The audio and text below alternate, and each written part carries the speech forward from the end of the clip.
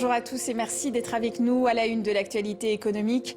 Blé, sucre, poulet, les embargos en Asie se multiplient et ils menacent la sécurité alimentaire mondiale. C'est évidemment la guerre en Ukraine qui a renforcé les inquiétudes en bouleversant les exportations de céréales. De nombreux États, comme l'Égypte, se sont donc tournés vers l'Inde, le deuxième producteur mondial.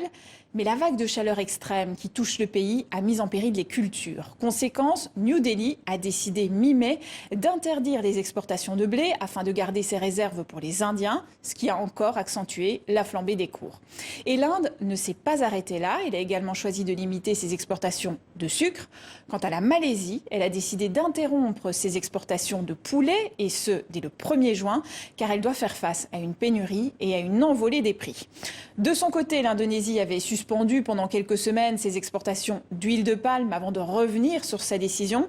Et toutes ces restrictions inquiètent évidemment l'Organisation mondiale du commerce, car elles alimentent la crise et la flambée des prix. Les craintes sont les mêmes du côté des Nations Unies. Des centaines de millions de personnes n'ont plus les moyens d'acheter leur nourriture de base pour leur subsistance quotidienne.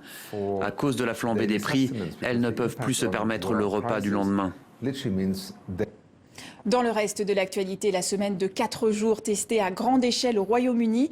Une soixantaine d'entreprises, 3000 employés vont participer à cette expérience les 6 prochains mois. Objectif, travailler un jour de moins en produisant autant et en conservant le même salaire. Un programme pilote destiné à identifier les avantages et les inconvénients de ce mode de fonctionnement. Pour cette entreprise partenaire, c'est la crise sanitaire qui l'a poussée à participer. Avec la pandémie, les organisations se sont rendues compte qu'il était possible de travailler très différemment. Et cela nous a encouragés à réfléchir à la manière dont nous pouvons être plus flexibles.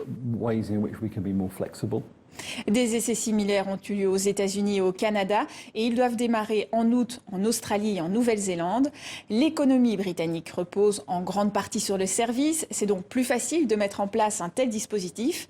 Mais cet économiste émet quand même quelques réserves. La vraie question est-ce que la productivité augmentera avec un jour en moins? Est-ce que le rendement va compenser ce jour perdu? Je pense que c'est la partie clé de cet essai.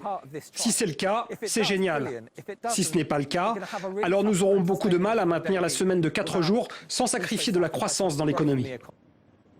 8 milliards 100 millions d'euros. C'est notre chiffre du jour et c'est le montant du contrat décroché par Siemens en Égypte. Le groupe allemand est notamment chargé de construire 2000 km de voies ferrées à grande vitesse et de fournir des rames. C'est le plus gros contrat de son histoire. Et c'est la fin de ce journal de l'économie. Merci à vous pour votre fidélité et à demain.